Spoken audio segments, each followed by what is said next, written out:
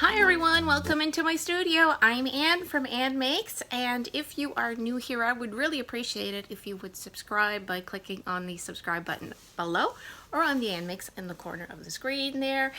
And when you see that bell pop up, try to click on it, so if you want YouTube to notify you whenever I post a new video, that's what will happen. So today I bring you part 2 of craft room organization, DIY hacks and ideas. Yes, well, I hope that you got something out of the first part, which was just an overall general explanation of how I think and how I organize. And today what I wanted to share with you here are my catalogs. That's right. I use a catalog system to keep track of the tools and some of the supplies that I have. Not all my supplies, because a lot of supplies get consumed very quickly, but all my tools I try to keep track of what I have, because I have things like embossing folders, dies, stamps, stencils that I have a lot. And I really mean a lot. I'm not exaggerating. I have a tremendous amount of those tools, and by having a catalog, it helps me to remember what I already have. So sometimes the fact that I have this catalog helps me when I know I'm going to go shopping, that I can flip through the catalog and I have an idea of what I have, that I will not buy the same thing again when I get to the store. I don't bring the catalog with me, but if I know there's a sale on a particular brand of product, I may make a note or take a picture of what I have in my catalog, or a list or something, or at least write down what I would like to buy, what I don't have, so I don't come home with the same thing that I already have already. So that is one of the great things about the catalog. The other thing, having a catalog system helps inspire me, really. I often flip through my catalog, especially the stamps, the dies, the stencils, to see, to be inspired, to get ideas for what I could be making, or if I'm thinking along, I'm thinking maybe something for a certain holiday. I flip through my catalog, and then I'm like, oh yeah, that's right, I have this embossing folder that would make a lovely background for a card, let's say. So that helps me a lot. And yes. So the catalog system came upon because I found I was wasting a lot of time flipping through all my stencils, all my dies, all my stamps, looking for something. Thinking, I believe I have a stamp that stamps, you know, a bear holding an umbrella. Do I have that? I'm pretty sure I do. Where did I put it? Type of thing. So it just saves me a lot of time. I get more crafting done, and I keep better track of what I have, and then I also have a better idea of what I don't have and what I can look for when I am out and about shopping. So let me show you what I mean about my catalogs. So in part 1 of craft room organization, DIY hacks and ideas, I do show you quickly where I keep my catalogs. So if you want to see that part again, just go back to see video number 1 in the series. So the first catalog I just grabbed, and I just grabbed this one, is my catalog of tools. And yes, of course, I've labeled it so I know which one it is. Just in case someone asks me, these binders I got from Costco, and I find having this hole here is very handy, actually, to pull them out of the shelf, to pull them off the shelf, because the space is quite tight. And I do very much like the ring system. It's one of those, I think it's a D style ring system. Yeah, they're flat on the back side. Can't really show you because it's pretty full. But yeah. So this is my catalog of tools. And I will turn the camera around after to show you inside the catalog of tools. The other catalog I have is a catalog of colors. And along with that, I have this stack of swatches of all my watercolors, most of my acrylic paints, and soon to be added my oil paints. And then finally, in this huge binder that has a handle, and this is just something I repurposed that I had bought for my sons to go to school, and of course I got red and it wasn't really wanted, so it just stayed in storage, and I brought it out when I ran out of space in my other types of binders for my stamp collection. And in this stamp catalog, I keep track of every stamp I have, whether it is a wood mounted, whether it is a cling stamp, whether it is a clear stamp, and even handmade stamps and stamps that accompany die sets. So that is all in the stamp catalog. So now we're going to I'm going to turn the camera around so I could show you the inner workings of each catalog. Let's begin with my catalog of tools. So when you open up my catalog of tools, you'll see I have a pocket here, and in here I keep maybe papers or pamphlets that came with tools that I bought that I want to remember how to use them and such. And then to divide each section of this binder, I wasn't very fancy. I just used whichever set of subject dividers I had left over from school days, and other ones that I purchased at dollar stores. So basically some of these are colored, some of these are white with tabs, and yeah, so that's basically what I use in this binder. I also use a series of plastic pages, these plastic page protectors, to hold a lot of the sheets that hold the information. So the first section I have here are my stencils. Now this is a very small section, and this stencil section may be removed from here and moved into its very own binder eventually, because I do not have my entire stencil collection cataloged yet. So that may change, but currently I have my stencil rulers and such. I also have cut images from the packagings that came with some stencils, and I have just glued them onto a piece of paper and put them inside a page protector. And so yes, there's various ways for me to keep track of my stencils. So that is the stencil section. The next section we have are dies. In here I have, for this sample, I have all my Cuttlebug dies. These are very old. These are not made anymore. What I did a long time ago is I just placed them down on a photocopier and made photocopies of my dies. Very simple. It was easy to do. They're very flat, and they have the design on the back of them, so that just made my life easier. And I've inserted the pages into these page protectors, of course.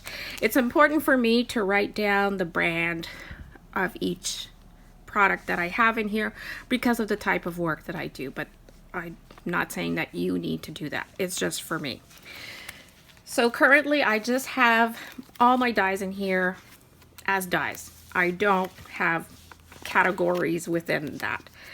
So these are all my Cuttlebugs, and then some other dies that I have. If they had packaging, I either cut out the packaging, or I made a photocopy of the actual packaging, glued it on a piece of paper, inserted it into a page protector, and here it is. Or other types of dies, I will make a sample of what the die can do, what the die cuts out basically, and glue it on here, put the name of the die. I always add more information because of the type of work that I do. I will write down the number of the die, the brand, how many pieces there are. I write down the number of pieces, so just in case I ever misplace anything, I could always refer back to my die catalog and say, what's that funny little thing I found floating around, and maybe I can at least put it back in the right place.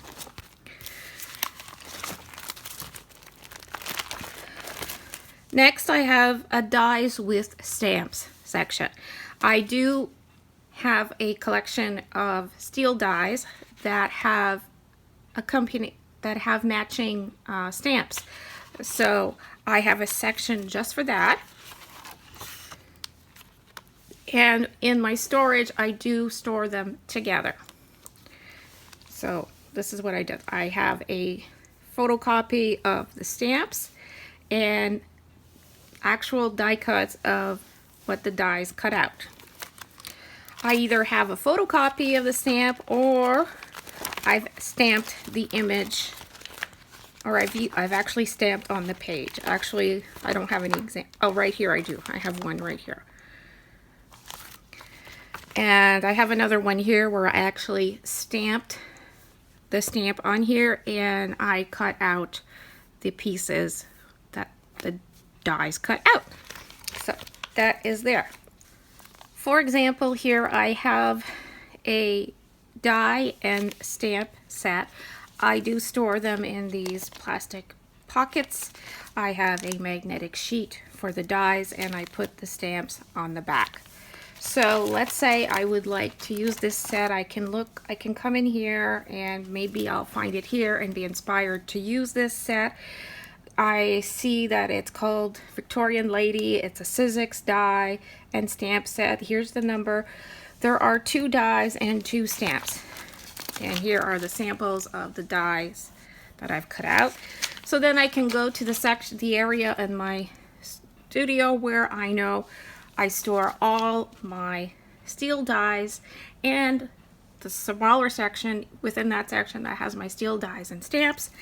And I can just flip through all my packages of steel dies and stamps and find what I want to work with. The next section is for my paper punches. Here I have labeled not only the type of paper punch it is, like which brand it is, if there was a number to it. I've also have another code here which I know means that this punch is stored in punch storage drawer 11, for example. And I have a tower of drawers for my punches, and each one is labeled from 1 to I think 11 or 14, I can't remember now.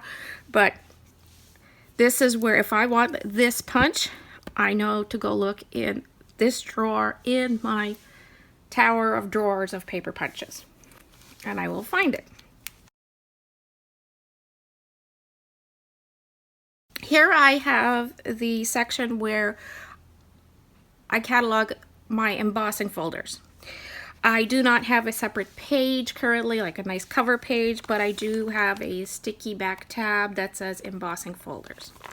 I use trading card page protectors, and what I've done is I've cut pieces of paper, and these are cardstock. Some of these are cardstock, some of these are actually construction paper that I've cut to size. Each embossing folder has its own card. I have labeled it with a number. The number that is here matches the number that is on the embossing folder. On the card, I also have the name of the embossing folder and number, brand.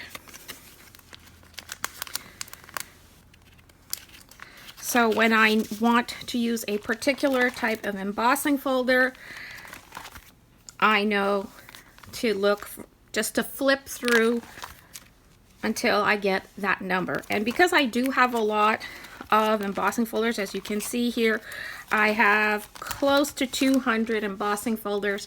Having them numbered, it does make searching for them much quicker process.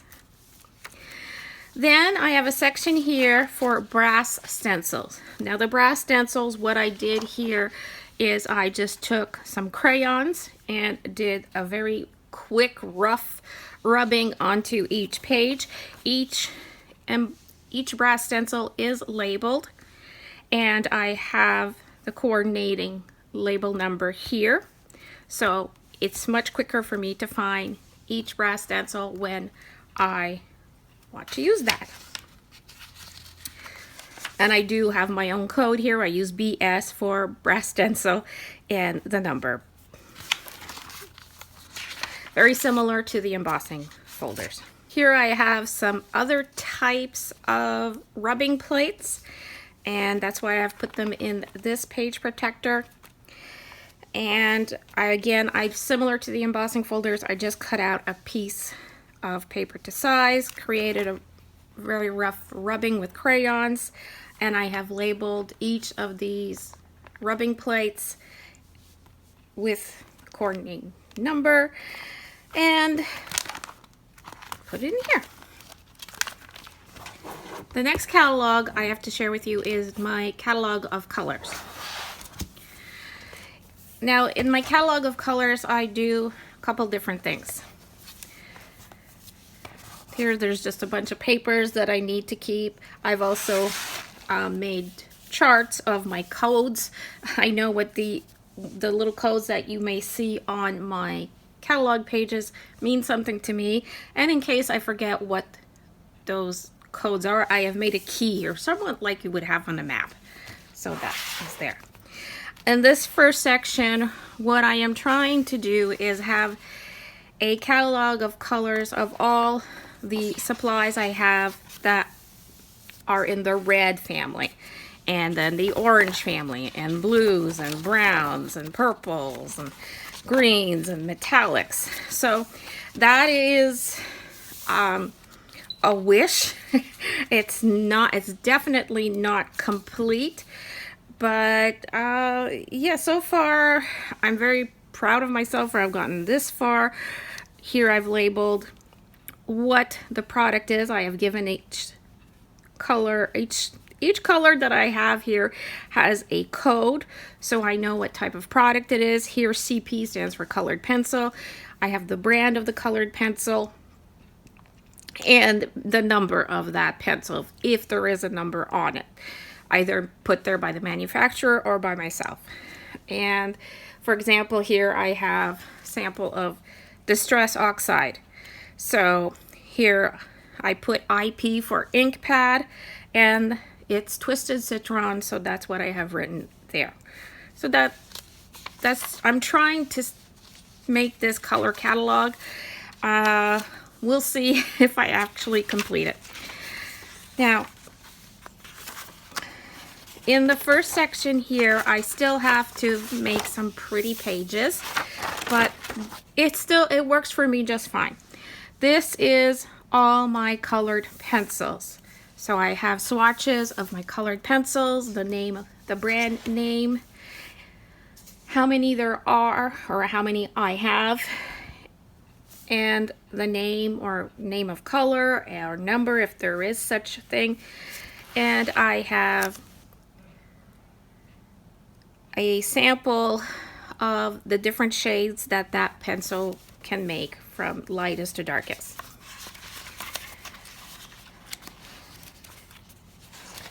I also included some of the manufacturer's sheets that can be found online. If you go online and look up, let's say Faber-Castell, Crayola,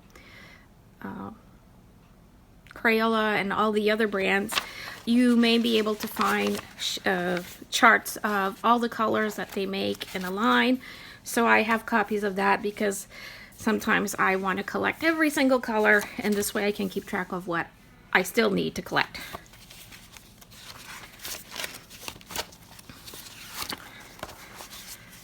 In the next section, we have what I've referred to as the wax pastels. This will include gelatos. Gelatos are a wax-based product, so they're in with my wax pastels. Now the gelatos, I got a chart from the manufacturer, and I've just checked off all the ones that I have, essentially.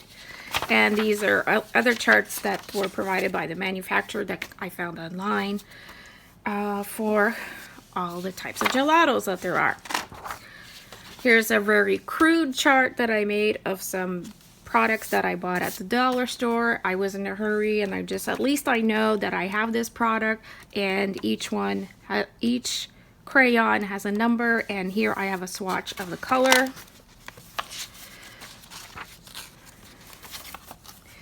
This section here is for ink pens.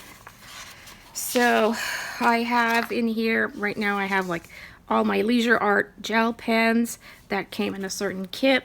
They have a certain size. There's like so many metallic, fluorescent, and glitter. So there's a swatch of each pen. Yeah.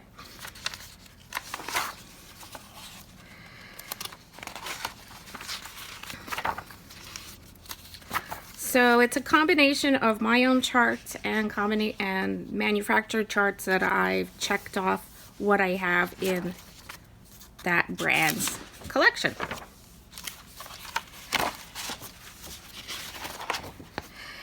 Here are my swatches of all the chameleon markers that I have. This again was a chart that I was able to download for free, again from the internet, by visiting the website, and I just followed along how they suggest to make swatches of each of their markers, and that's what is there. In this section I have the paints that I have. Here again I have sheets from the different companies that make the different paints, and I have checked off which ones I have, but not every company can be found on the internet and has charts, so this is why I also have my own charts, and this is what I have already showed you here. So here I have made true swatches of each paint that I own. So when I want to, I sometimes from different company to company, let's say they say it's a lemon yellow, but if I look at the lemon yellow in this company and a lemon yellow in another company, it looks totally different. Or it might be called lemon yellow here, but another company has almost the same yellow and it's got a totally different name. So this just helps me when I'm being fussy about matching colors or getting the right tone, or getting the right shade. So this is very helpful.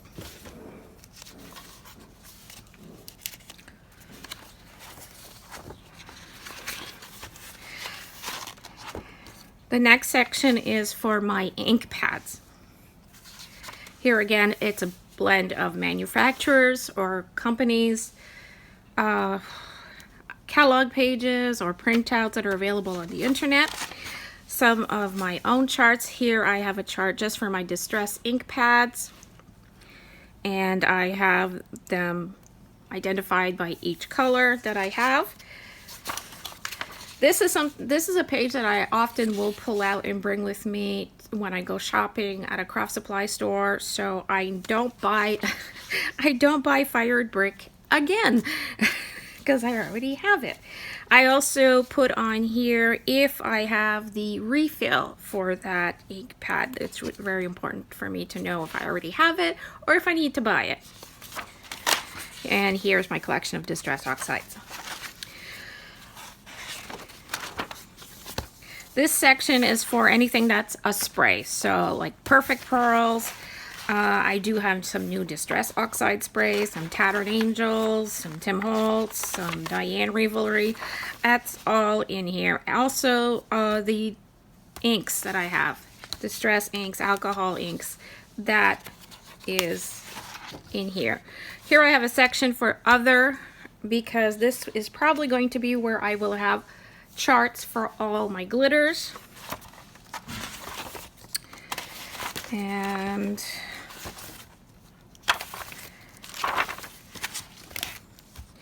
this section is my washi section. I have a sample here of each of the washi rolls that I own, and also which drawer in my washi storage cubby drawers there that I have on my desk here. I have 2 cubbies, a total of 6 drawers, and I have tried to separate them by color families. Not that easy to do, but I did my best. And this way I can look through here very quickly and see if I have a certain type of tape, let's say, and then I can find which drawer in my cubby system that tape is, and it just saves me some time. And last but not least, here is my big stamp catalog. Now, because I have a very large stamp collection, I do have lots of categories.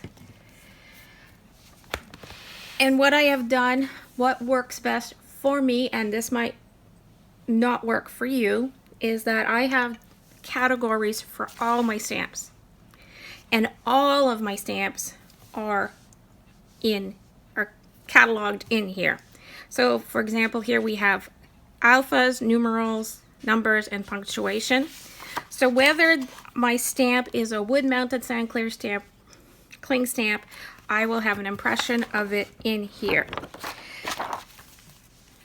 I could be an animal stamp. And for example, what I will do is that I will write notes as to what kind of stamp it is. Like for example, these stamps are clear stamps. And I will write down, of course, the title of the stamp if it has one, the name of the company, any number that may be on the packaging that I may still have. Again, that's very important to me to have that as a reference if I am writing something for publication or for a company. Those things are very important in my line of work, so that's why I include them. And of course, I know that this stamp will be in my animal stamp.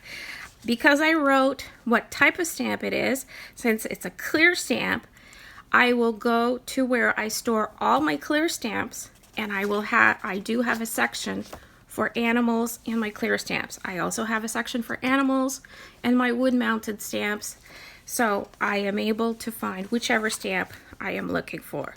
I also have borders and backgrounds, birthdays and celebrations, floral, nature, food, beverages. These are categories that make sense to me. These are categories that make sense to me in the sense that this is how I think. For example here, I have a stamp of a mushroom. I debated over this one. For example, should I put this one in the floral and nature and plants, or should I put this as a food? So, since I really like to eat mushrooms, I decided that anything like that could go in food. It's really optional. This one could go in food or nature, but I just decided that anything that is edible, apples, mushrooms, etc., would go in the food category. You may choose to put it in the plant category, and you may have a fruit and vegetable category. That is totally up to you. Frames, shapes, and flourishes. Some of these categories might not make sense to you, but they make sense to me because I have stamp sets, a lot of stamp sets that come with that type of combination. There will be lots of stamps, and there will be stamps for frames, there will be stamps for flourishes, there will be stamps for shapes, all within the same set. So that is what I found works best for me. Here are my love stamps. So in here I have anything that has a heart, anything that is Valentine's. I have a sample of it. Now the thing is, if I have a stamp, let's say, that has a heart, like for example in this set, I have put this set of stamps in frames, flourishes, and shapes because the primary design, most of the designs are more flourishes than they are about love. But there is one heart stamp here. What I've done is this is a photocopy of all the stamps that I've printed on one page. And I've highlighted the heart, so I know that I can find a heart stamp if I go look in Frames and Flourishes shapes in the clear stamp section. So because I have all this information here, if I just want to use this one stamp, I just go look for it in where I keep the clear stamps, Frames, Flourishes, and Shapes. So there's a lot of cross-referencing.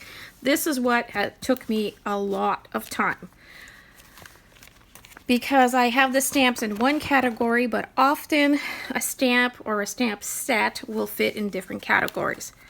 So by making photocopies of the prints and then highlighting what each set has that I want to have in this category, I go look where I have stored it. For example, another example would be here. I have this set of stamps that I have categorized as backgrounds and borders because of this huge stamp that I primarily use this stamp set because of this one as a background stamp.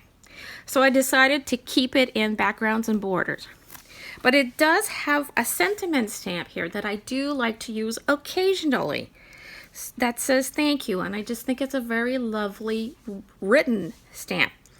So what I do is I have a page in the sentiments section of my binder here. I've highlighted the thank you stamp because I've written down that it's a clear stamp and that it is located in backgrounds and borders. I know to go look in backgrounds and borders to find this stamp. Now, if we go back to backgrounds and borders, we will be able to find the same set of stamps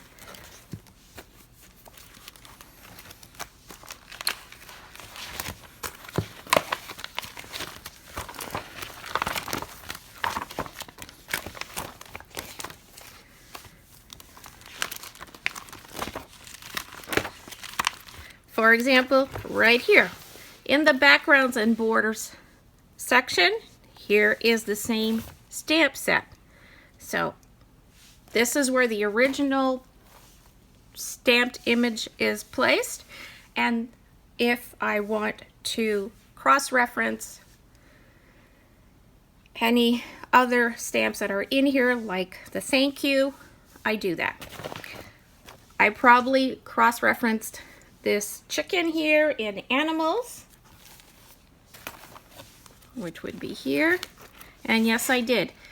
So what I did is in the animal section, I have a copy of the stamped images again, and I've highlighted just the chicken stamp. And I've put it in the animal section, but I know that the actual stamp set is stored in backgrounds and borders. I hope that's not too confusing for you. It is a system that I worked on a lot. I will try to have this explained on a blog post at www.annmakes.ca. So again, the categories in this binder, if you're interested in knowing, are alphas, numbers, punctuation, animals, backgrounds, borders, celebrations, birthdays, stars, games, floral, nature, sun, scene, food, beverages, frames, shapes, flourishes, love, people, kids, mermaids, fairies, other characters, and clothes. Sentiments. I have quite a collection of sentiment stamps. Travel and postage. Vintage. And that's a big section too. I have winged creatures. And then I have a section for creativity, because I have a lot of these fancy art stamps and stamps about sewing and stamps about knitting and art journaling and stamps about stamping, actually. So this is why I've labeled this creativity. And here we have the stamps with dies. If you remember, I showed you in the tool catalog where I have a dies with stamp section. Well, here I have a stamps that have matching dies. And again, like in the tool catalog, I have the I have the same information. I have a section here for my micro stamps. I have some very tiny stamps that are great to use for ATCs or very small embellishments or stickers. So I have a special little page for them, and they're actually stored all together in one box because these are all wood mounted. It just happens to have worked that way, and so I just have sample of them right here. And what did I call this? Micro, washi, and other. So I also have these special Martha Stewart stamp around the page stamps. So I have a copy of the packaging in here.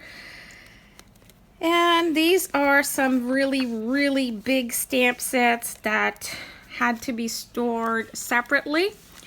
These are stamp sets that came in a whole kit, a box, so those are indicated here, and they're all together in my cupboard where I keep all my stamps. I have a section for sports, section for homemade stamps. These are stamps that I made out of fun foam or that I've carved. So these are my homemade stamps, and I have a section for my planner stamps. So here is a sample of all the planner stamp sets that I have. This is not finished here, but there will be a section for Christmas. I store my Christmas stamps separately because I have an extensive collection of those. I do have all my Easter stamps in here that they are stored separately, also because they are seasonal, and as well as my Halloween stamps. They are also in a separate storage because it's quite a large collection. So that is how I catalog all the stamps I own. I hope I haven't lost you yet. I know that this may sound very complex and confusing. I tried my best to explain it as simply as I thought I could, and I will be showing exactly where all these tools are that I've just talked about by showing you samples of them in my catalogs. I will show where those are in this room and how they are stored in future videos.